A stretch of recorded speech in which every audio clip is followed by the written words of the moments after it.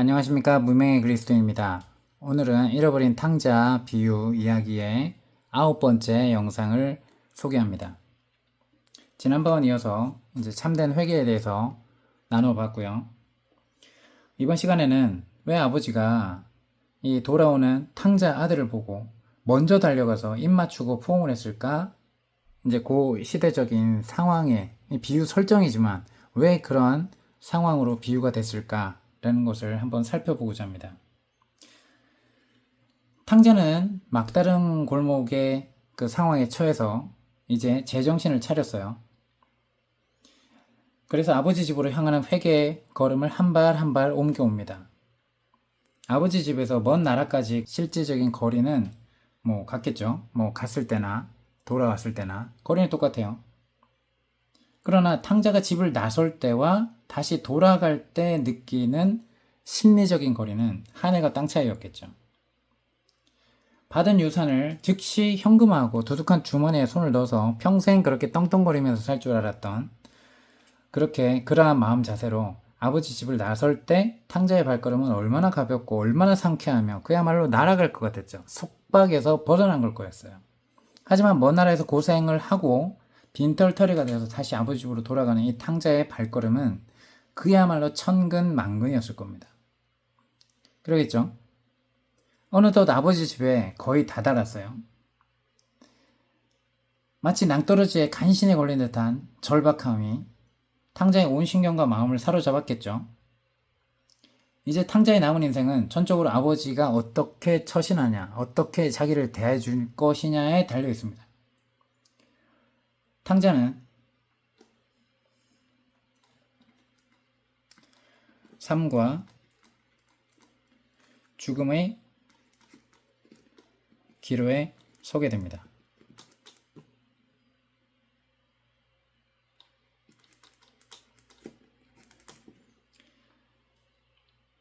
자, 그래서 아버지 앞에서 어떻게 내가 이야기할까를 계속 반복하면서 머릿속으로 생각했을 거예요. 아버지, 내가 하늘과 아버지께 죄를 지었사오니 지금부터는 아버지의 아들이라 일컬음을 감당하지 못하겠습니다. 나를 품꾼의 하나로 부숴서라고 한다 그랬어요. 근데 만약 이 회개문을 고백할 기회도 없이 아버지가 꼴도 보기 싫어 나가! 라고 문전박대한다면 어떨까요? 그런 생각이 그렇게 하면 어떡하지? 라는 생각이 들 수도 있었겠죠. 그죠? 근데 탕자는 만약에 아버지가 그렇게 하더라도 어쩔 도리가 없어요. 그죠? 그게 현재 탕자가 처한 운명이었어요. 모든 스토리에는 청중을 완전히 몰입시키는 하이라이트가 몇 군데 있게 마련이에요. 그죠? 근데 이 돌아온 탕자 비유에서는 이 부분 하이라이트 후보에서 빠지지 않습니다. 돌아오는 부분, 돌아오는 장면, 만나는 장면, 아버지와의 재회.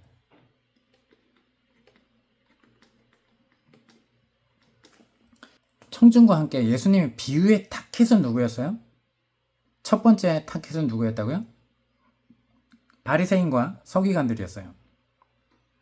근데 그들도 이 부분에서는 귀를 쫑긋 세우고 스토리 속에 흠뻑 몰입해 있을 거야. 아, 비유의 내용이 어떻게 흘러갈까? 도대체 무슨 내용을 얘기하고자 할까? 그랬을 거예요. 바리새인들은 탕자가 이 먼 나라에서 기근을 만나고 돼지치기를 하면서 쥐염 열매를 먹어야 하는 상황에서 스토리가 그냥 막 내렸으면 했겠죠. 아니, 저런 상태에서 왜 돌아와? 라고 했겠죠. 근데 그 이야기를 해야만 했어요, 예수님은. 자, 그렇게 비참하게 끝나야 돼요. 그래서 하나님은 죄인들을 벌하시고 의인들에게 상을 주신다. 그죠? 이게 뼛속까지 있는 거예요. 하나님은 죄인을 벌하고 의인은 상을 준다. 그렇기 때문에 우리는 율법을 잘 지키기 때문에 의인은 의인이다. 라고 생각하고 있었던 사람들이 누구였다고요?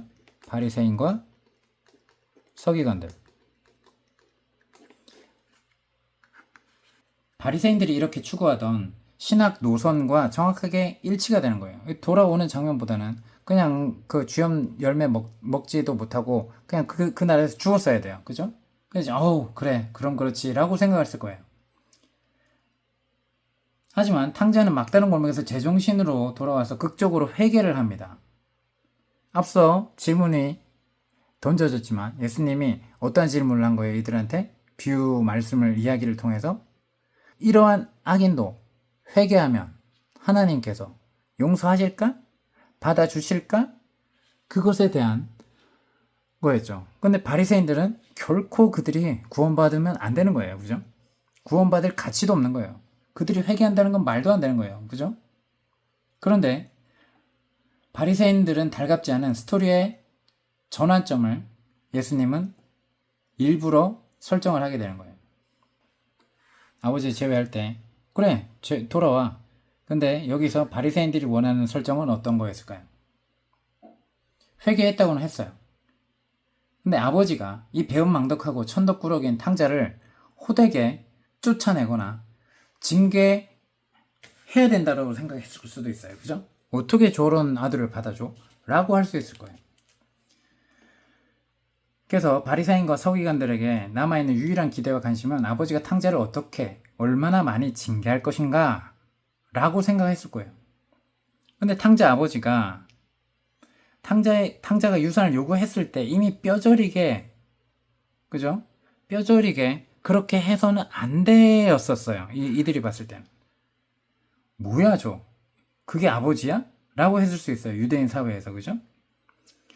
아들은 아들대로 망치고 아버지는 아버지대로 온갖 수치와 모욕을 당했고 그죠? 동네 망신이었고 그 공동체를 욕보였고 막 이런 의미가 있죠. 그죠?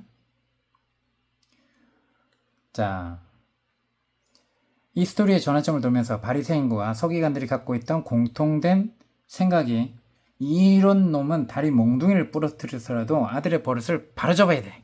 이걸 받아주면 안 돼. 라고 생각했을 거예요. 하지만 스토리텔러이신 예수님이 이 부분에서 또다시 그들이 예상했던 것과는 다르게 극적으로 반전을 시도하십니다. 물론 이 반전은 이 당시 듣고 있던 청중들을 충격과 경악이 했을 거예요.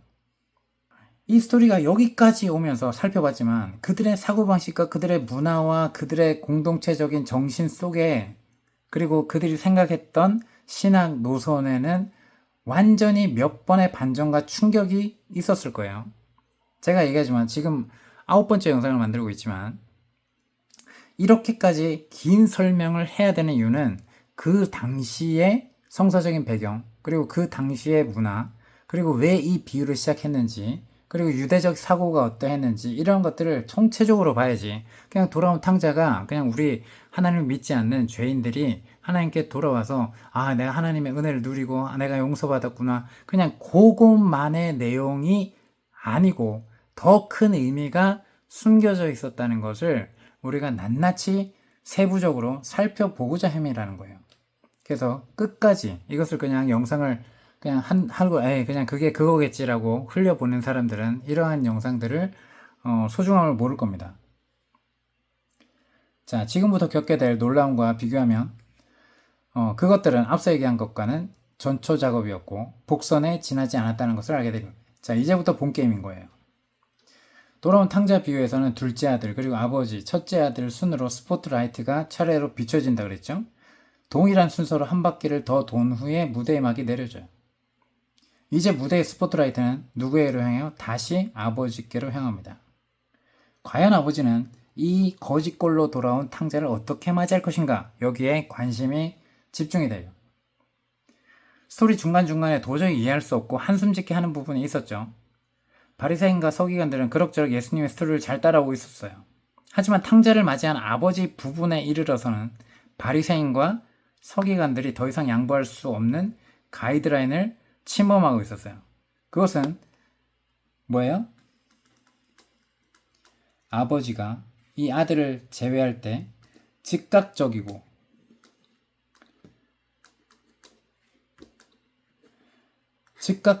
무조건적인 용서는 없다. 이게 그들의 가이드라인이었어요. 이건 용서할 수 없는 게 이걸 넘어. 그죠? 이 생각은 변함이 없었어요. 근데 예수님이 설정한 아버지의 모습은 어떻게 돼요? 즉각적이고 무조건적인 용서로 받아줍니다. 자, 일정 기간 참회와 지숙의 시간이라도 보내야 되는 거 아니야? 이 아버지 미친 거 아니야? 라고 생각했을 거예요. 아니 어떻게 저런 설정을 하지?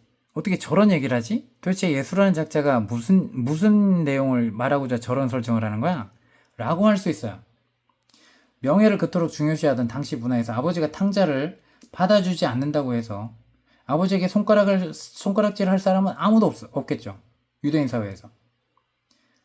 아버지는 탕자를 문전박대하거나 사람들이 공공연히 볼 수 있도록 성문 어귀에 세워놓을 수도 있어요. 집집들의 속사정을 훤히 꿰뚫어보는 당시 공동체 사회라고 했죠. 아버지가 아들을 만나주지 않고 공개적인 장소에 그냥 세워둔다면 그것이 의미하는 바는 분명했죠. 마을 사람들은 지나가면서 이 탕자를 향해 할 수 있는 가장 심한 말로 어우 어떻게 떠나더니 저런 무슨 낯짝으로 찾아온 거야? 라고 하면서 그 이상의 심한 욕설과 모욕과 조롱을 퍼부을 것입니다. 심지어 어떤 사람은 침을 뱉기까지 하겠죠. 탕자가 이런 모욕을 당하도록 하는 것이 너무 심하다고 여겨질까요? 아니면 당연할까요? 하지만 탕자와 같이 폐역한 아들을 어떻게 치리할 것인가? 규정한 율법조항, 신명기 21장 18절에서 21절 이것을 기억한다면 금세 꼬리를 갖추게 됩니다.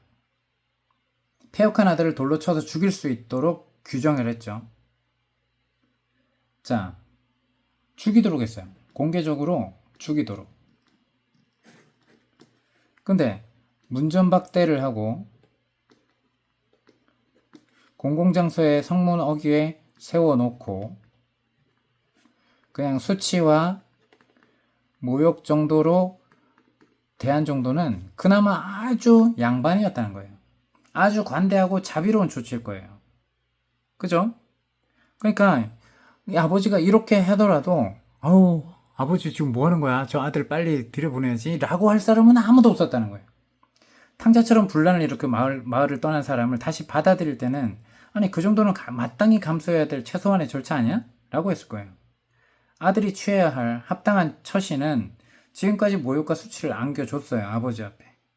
아버지한테. 그죠?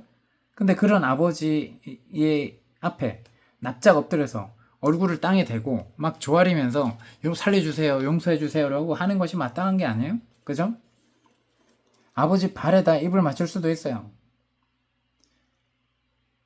언감생심 포옹이라니. 무조건적으로, 즉각적으로, 아니 받아주는 거라니, 용서하는 거라니. 상상도 할 수 없는 거예요. 비록 다시 돌아온 아들이 반갑고 고맙고 사랑스럽더라도 당시의 문화에서 아버지는 체면을 위해서 할 수만 했으면 최대한 쌀쌀맞게 아들을 맞아야만 했다는 거예요. 그래야지 아버지하고 마을 공동체에 실추된 명예를 조금이나마 회복하는 길이었을 거예요. 자, 탕자의 아버지는 상당한 재력을 갖춘 부자임에 틀림없겠죠. 이사야서의 5장 8절. 자, 이 5장 8절에 가옥에 가옥을 이르며 전투에 전투를 더하여 빈틈이 없도록 하고 이 땅 가운데서 홀로 거주하려 하는 자들은 화 있을진저 라고 했을 거예요.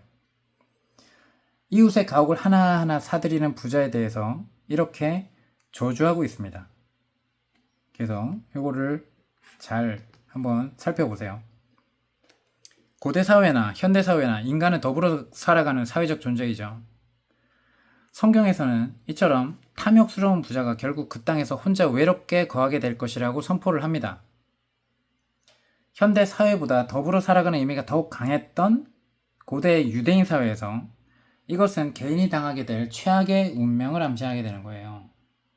근데 탕자의 아버지도 비록 부자였어요. 마을 공동체의 일원으로서 더불어 살아가야 하는 사람이었어요. 당연히 탕자가 돌아왔을 때 마을의 어른들이 어떤 조치를 취하기 원하는지를 잘 알았겠죠. 주전 2세기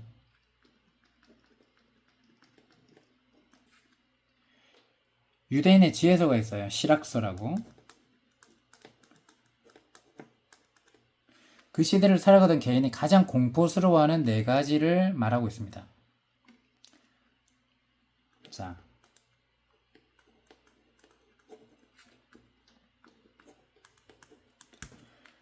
26장 5절에 나와 있는데 가장 개인이 공포스러워하는 네 가지가 뭘까요? 그 중에서 두 가지가 탕자에게 찾아올 거예요. 공포스러움.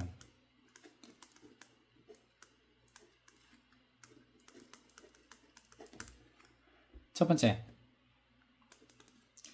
마을 사람들에게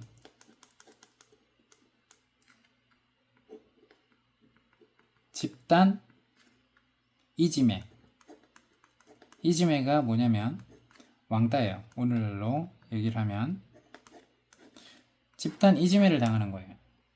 그리고 둘째, 지금의 조직 폭력대들처럼 마을의 불량배로부터 위협을 당하는 거였어요. 자, 당시 이러한 문화적 배경을 알 때 탕자를 보자마자 아버지가 어떤 행동을 취했어요? 누가복음 15장 20절에 나와 있어요. 아직도 거리가 먼데 아버지가 그를 보고 치근히 여겨 달려가 목을 안고 입을 맞춰요. 목을 안고 입을 맞춰. 자, 아버지는 아들이 집을 나간 날부터 하루도 빠지지 않고 아들을 기다렸을 수 있어요. 혹시라도 마을 사람들이 먼저 아들을 발견했다면 어떻게 될까요? 아들은 앞서 얘기했던 그 수치와 모욕을 감당해야 되죠. 그래서 불량배들한테 저런 싸가지 없는 놈, 우리 공동체의 이름을 더럽힌 놈 해가지고 위협을 받을 수도 있고 폭력을 당할 수도 있어요. 그래서 자칫 목숨을 잃을 수도 있어요. 그래서 아버지는 아들의 귀향을 바라며 동네 어귀를 살피는 게 하루 일과였을 수도 있어요. 어떻게 그냥 우연히 그냥 그 밖에 나갔다가 아들을 저 멀리 오게 된 거를 알게 됐을까요? 아니면 늘 살폈을까요? 살폈을 확률이 높죠, 그죠? 아버지는 분명 자기 소유지에서 가장 높은 지점, 포도원의 망대나 집의 지붕 위에 올라가서 아들을 기다렸을 거예요. 그러다 어느 날 저 지평선 너머 끝자락에 하나의 점이 나타나는데 점점 윤곽이 보입니다. 아버지는 그 사람이 자기 아들인 거를 직감적으로 알게 됩니다. 정말 그렇게 발견하자마자, 그죠? 거리가 먼데도 그 시간은 한낮이었겠죠. 밤이 아니었을 거예요. 땅거미가 내리는 어두침침한 시간이었을 거예요. 그러한 시간에도 아무리 좋은 아버지라도 아들을 분간하기 힘들었을 거예요. 근데 그 시간이 한낮이라면 성문 어귀와 마을 한복판에 많은 사람들이 북적이었겠죠. 그러면 이 실학서에서 언급한 이러한 두려운 일들이 아들에게 일어날 수 있는 확률이 높다? 작다? 높았겠죠. 아들이 돌아오는 걸 직감적으로 알아챈 아버지는 그 아들이 마을에 도착하기 전에, 그죠? 그를 가장 먼저 맞이하기를 원했어요. 그것은 탕자로 낙인 찍힌 아들이 아버지와 화해하지 않은 채로 마을 입구에 들어섰을 때 어떻게 될까요? 그냥 이렇게 수치와 모욕만 당했을까요? 조롱과 욕설만 당했을까요? 심하면 폭행으로부터 아들을 보호하기 위해서, 그죠? 먼저 아버지가 나가서 맞이해야 되는 거예요. 아들 대신에 아버지가 자신의 그러한 창피와 모욕, 욕심을 기꺼이 당할 참이었겠죠.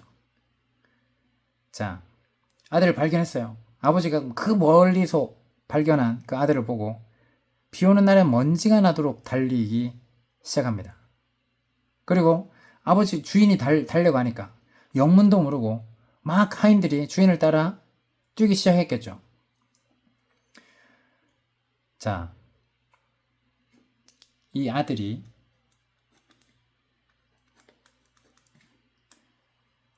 얼마나 어렸는지 모르겠지만 나이가 지긋했을 거예요. 나이가 지긋한 아버지가 아들을 향해 뛰었다는 거예요. 달려갔다는 거예요. 대단하지 않습니까? 자, 이 실학서에 아버지의 뛰는 행동에 담긴 의미를 보여주는 극적인 중요한 구절이 나옵니다. 복장, 웃음소리, 걸음걸이. 이 세 가지를 통해 그 사람의 인격을 파악할 수 있다 라고 얘기합니다. 뭐라고요? 복장, 그리고 웃음소리, 걸음걸이. 이 세 가지. 자, 이것도 참고를 해주세요. 이게 맞는 말이겠죠? 복장, 웃음소리, 걸음걸이. 여기서 이제 잠언 말씀도 한번 살펴보면요. 잠언 말씀에 이제 19장 2절이 있어요.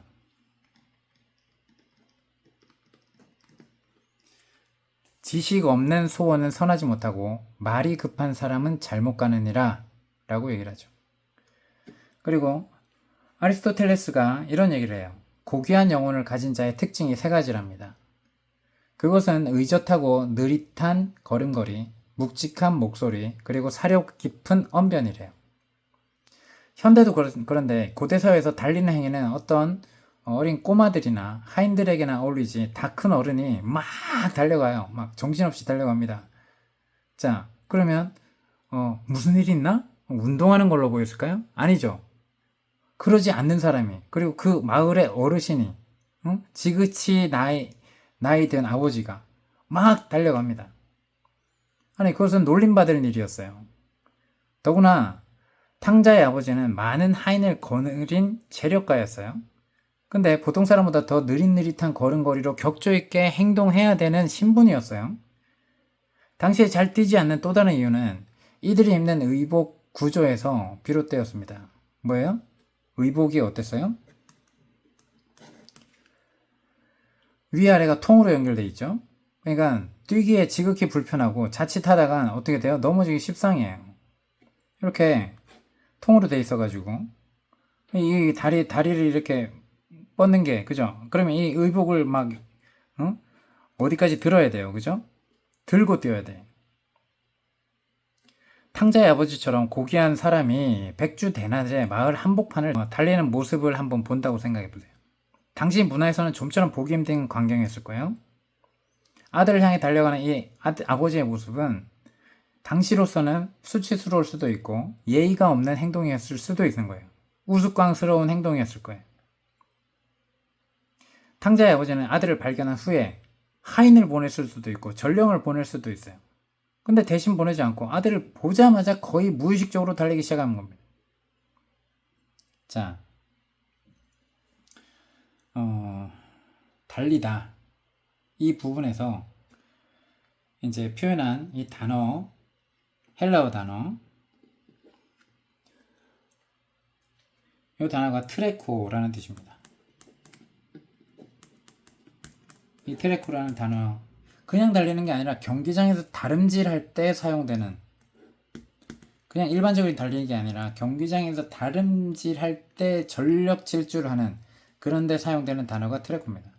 이렇게 달려갔다는 거예요. 자, 고린도전서 9장 24절에도 나옵니다. 이게 뭐라고 나오냐? 운동장에서 다름질하는 자들이 다 달릴지라도 오직 상을 받는 사람은 한 사람인지를 너희가 알지 못하느냐? 너희도 상을 받도록 이와 같이 다름질하라 라고 합니다. 그래서 이렇게 전력 질주를 하면서 달리는 이 표현을 쓴 것을 볼 때 아버지가 이렇게 행동하는 것은 그 당시 참 흔한 행동이 아니라는 거예요. 아버지가 그를 보고 측은히 여깁니다. 측은히 여겨. 이 측은히 여겼다라고 번역된 요거에 대한 헬라어는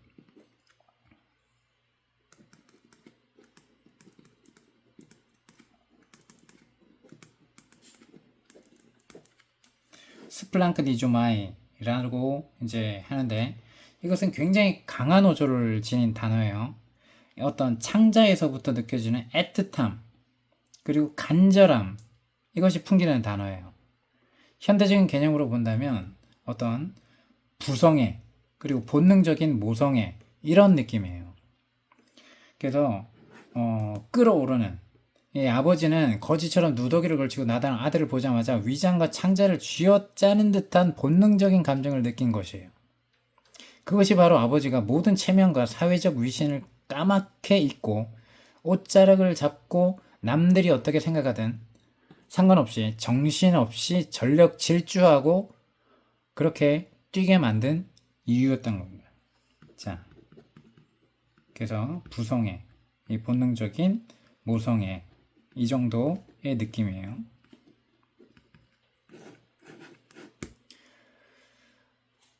자, 이어지는 아버지의 행동 뭐예요? 아들의 목을 안고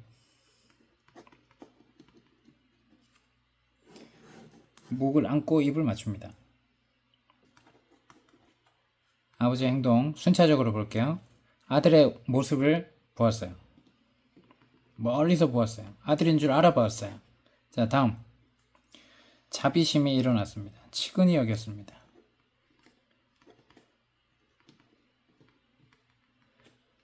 자, 그래서 정신없이 달려가 전력 질주하고 그의 목을 안습니다. 자, 그 다음 어떻게 돼요? 입을 맞춰요. 자, 이 비유를 듣는 청중뿐 아니라 현대 성경 독자들도 충분히 예상할 수 있겠죠. 이 탕자의 몰골은 어땠을까요? 탕자의 모습. 탕자의 지금 상태는 모습은 아주 그야말로 과간이었을 거예요. 그죠? 인적이 드문 한적한 들판에서 돼지와 함께 뒹굴던 탕자는 입던 그대로 일어나 아버지 집으로 향했겠죠. 도중에 적지 않은 사람들과 부딪혔을 수도 있고 탕자의 몸에서 풍겨나오는 도저히 형용할 수 없는 악취가 났겠죠. 맨날 며칠 씻지도 못했을 것이고 돼지와 함께 뒹굴었기 때문에. 자, 그래서 악취로 인해서 코를 막아야 했을 수도 있는 거예요. 이 냄새를 굳이 형용을 한다면 상당 기간 집을 떠나온 노숙자에게서 나는 냄새 정도라고나 할까요? 근데 정신없이 뛰어온 아버지는 아들을 보자마자 껴안고 아들의 목에 얼굴을 파묻고, 아니 그러면 아버지의 후각이 둔해진 것이 아닌가? 아들을 보자마자 도저히 억제할 수 없는 아버지의 사랑이 아들에게서 나는 모든 악취를 덮어버릴 정도였다는 거예요. 이 아버지의 행동은 여기서 한 단계 좀 더 나갑니다. 아들의 입을 맞춥니다. 자, 여기서 입을 맞추다 라고 이제 하는 헬라어 단어는 카타필레오라고 합니다. 카타필레오, 요거는 단순한 입맞춤이 아니에요. 입 맞추고 또 맞추고 막 반복해서 쉬지 않고 입을 맞춘다는 뜻이에요. 입을 한번 쪽 이렇게 하는 게 아니란 얘기예요. 막 반가워가지고 입 맞추고 그 사랑스러운 막 손자 손녀 만나고 예뻐 하면서 입을 맞추고 또 입을 맞추는 행동의 의미입니다. 자, 근데 이 단어가 입을 맞추사라는 표현이 나온 그 누가복음 7장 45절에 동일한 동사가 나와요. 누굴까요?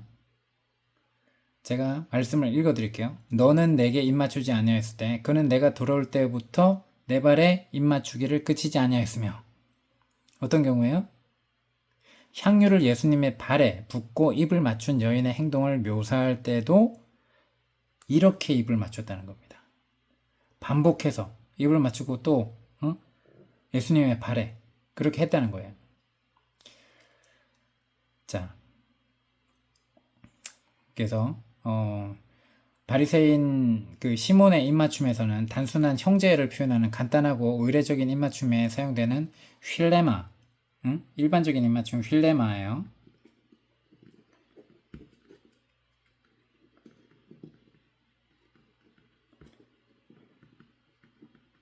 근데 향유를 부은 여인이나 이런 탕자의 아버지나 할 때 카타필레오라고 반복해서 입을 맞추는 그러한 것이 사용이 됩니다. 그래서 아들을 보자마자 아버지가 한 이 행동들은 아들도 정신을 차리지 못한 사이에 순식간에 일어났어요. 아니 막 누군가가 달려와. 근데 가까이 보이는데 아버지가 막 정신없이 나한테 달려와. 나를 때리러 오는 건가? 라고 이제 당황스러울 수도 있겠죠. 근데 하자마자 안아요. 목을 안고 입을 맞춥니다. 정신없이 키스를 해댑니다. 자, 탕자가 단 한마디의 말도 꺼내기 전에 아버지는 이미 아들을 용서했음을 몸으로 보여주고 있는 거예요. 간신히 정신을 추스리고 아버지를 만나면 고백하려고 수없이 고민하면서 되뇌이던 그러한 말을 읊기 시작합니다.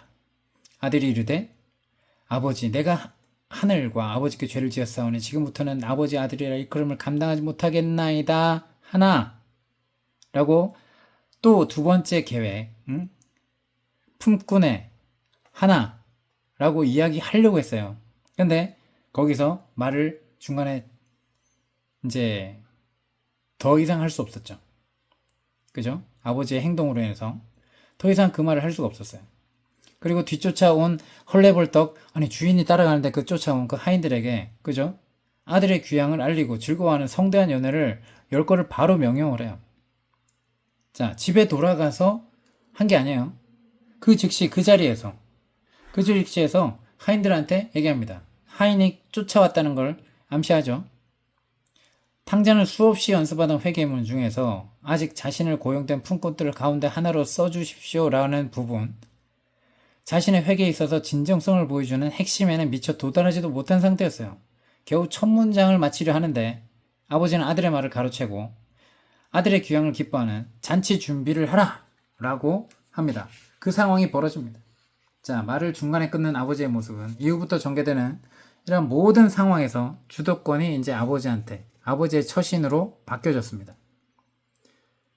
자, 아버지의 가슴에 못을 박고 공동체에게 정말 모욕을 준 그렇게 떠난 탕자 아들, 그런 아들이 어느 날 갑자기 돌아왔어요. 아버지는 아들의 귀향에 담긴 의미를 이미 충분히 깨닫고 있었어요. 아들의 처참한 몰골을 보고서야 아들이 집을 떠난 후에 겪었을 온갖 고생과 죄로 인한 처참한 결과들을 대략 짐작하고 유추해 볼 수 있었겠죠. 아들의 모습을 본 아버지는 가슴이 미어집니다. 아들이 회개문을 읊조리는 것마저 듣기 힘들었을 거예요. 자, 아버지의 이런 행동은 이 당시 비유를 듣는 청중을 깜짝 놀라게 합니다. 누구보다 놀란 사람은 탕자 자신이었겠죠. 비유라고 설정을 했지만 말이야. 이것은 분명 탕자를 망연자실케 할 만큼 관대한 은혜였고 착한 일이라고는 한 번도 해본 적 없는 아들이 감당하기엔 너무나 큰 과분한 은혜였다는 거예요. 은혜를 받을 만한 행동도 하지 않았는데 아버지를 대적했고 아버지의 마음에 못질을 수없이 했던 그 아들인데 그 자신을 이렇게 받아준다니? 그죠? 과분한 은혜였다는 겁니다. 자, 우리는 하나님을 떠났던, 하나님을 잊고 하나님을 대적했던 그러한 삶에서 살았던 완전한 죄인이었던, 멸망받아 마땅한 죄인이옵니다. 근데 아버지께서 우리를 기다려주시고 우리를 맞이해주시고 아버지의 사랑으로 우리가 거듭나게 된 것입니다. 우리가 정말 이 부분에 대해서는 깊이 정말 깊이 알아야 될 것입니다. 아버지의 사랑은 과분했다는 것입니다. 우리가 그럴 만한 우리의 그 어떠함 때문이 아닌 아버지의 사랑 때문이라는 것을 우리가 꼭 기억해야 될 겁니다. 여기서 눈물을 한없이 흘려도 그죠? 그 사랑에 어떻게 말 못할 어떤 말로도 그 사랑을 다 나타낼 수 없습니다. 이 아버지의 모습은 우리들에게 가장 진한 감동과 카타르시스를 안겨주는 부분일 거예요. 하지만 이 부분에서 비유를 듣던 1세기 유대인 청중에게 그리고 더군다나 바리새인과 서기관들에게 주는 이 아버지의 이미지는 그다지 산뜻하지 못했고 이 아버지가 보이는 이러한 행동은 어느 것 하나 만족할 만한 것이 없었어요. 품위도 없고 부끄럽고 더 나아가 풍속을 어지럽히는 행동이었습니다. 근데 아버지는 예수님은 즉각적이고 무조건적인 용서를 해버린 거라는 거예요. 아니 도대체 이 아버지는 어느 문화 속에서 살고 있는 사람이야? 정말 이상한 나라 앨리스야? 뭐 외계에서 날아온 뭐 외계인이야? 뭐 이들이 생각할 땐 그랬다는 거예요. 그래서 도저히 이해할 수 없는 캐릭터였습니다. 이 아버지는 한마디로 신기하고 얼떨떨하고 뭐 어메이징했던 아버지였어요. 그래서 이 청중들이 보기에는 이 아버지가 여전히 바보고 최소한의 명예심도 없는 사람이라고 생각했을 거예요. 도대체 무슨 생각으로 이런 얼토당토한 행동을 하는 것이야? 자, 그럼 아니 스토리텔러이신 예수님은 무슨 의도를 가지고 이 아버지의 캐릭터를 이렇게 묘사하고 있는, 자신들이 생각하고 있는 아버지 하나님의 모습과는 전혀 안 맞는 거예요. 자, 이 질문들에 대한 해답을 찾기 전에 우리는 예수님의 비유들 중 상당수가 하나님의 나라를 묘사하고 있음을 우리는 기억해야 합니다. 예수님의 비유는 현세를 살아가는 인간들의 언어, 그리고 이미지, 캐릭터 등을 빌려와서 천상의 세계를 묘사하죠. 하늘의 통치자이신 하나님, 인생들을 구원하러 오신 메시아의 사역, 그리고 하늘나라의 시민들이 갖추어야 될 에티켓, 그리고 제자도, 이런 것들이 예수님의 비유가 다루고 있는 중요한 주제들이에요. 이런 점에서 돌아온 탕자의 비유도 예외가 될 수 없다는 거예요. 비유 속에 등장하는 아버지는 처음부터 끝까지 1세기 유대인 청중의 문화적 잣대로는 도저히 이해할 수 없는 아버지의 모습이라는 거예요. 한마디로 돈키호테예요. 도대체 이런 아버지가 세상에 존재하나?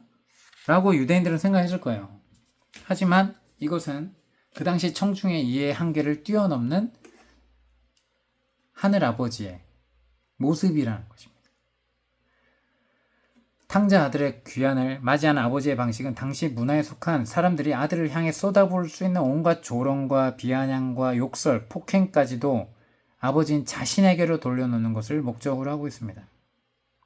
아버지는 아들을 가장 먼저 발견하고 무릎 위까지 옷자락을 걷어들이고 그저 마치 단거리를 달리는 선수처럼 전속력으로 뛰어요. 마을 사람들이 아들을 해코지하기 전에 아들을 가장 먼저 낚아채기 위함이었어요. 거짓골을 하고 나타난 아들이 정말 아버지가 봤을 때 너무나 측은했고 거듭 그 냄새나는 아들에게 거듭 입맞춤을 해댄다는 것은 아버지가 아들을 용서했음을 확실하게 보여주는 행위입니다. 자, 물론 이런 행동들을 통해서 비난과 조롱의 화살이 자신에게로 향한다 해도 말입니다.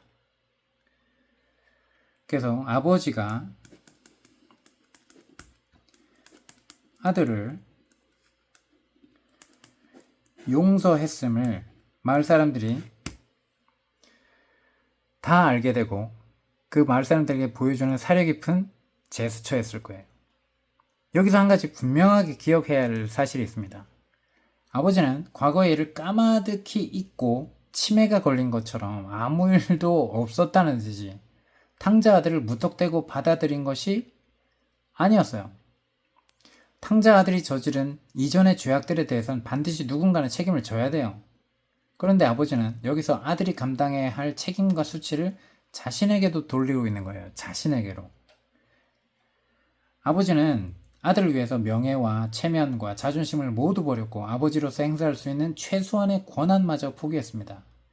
명예를 목숨보다 더 소중히 여기던 당시 문화에서 이러한 설정된 아버지의 행동은 가히 충격적이고 파격적일 것이에요. 이런 아버지의 모습은 정확하게 누구의 완벽한 예표가 돼요? 예수님이 행하실, 그리고 예수님이 행하셨던 십자가의 구속사역에 대한 완벽한 예표가 됐다는 것입니다.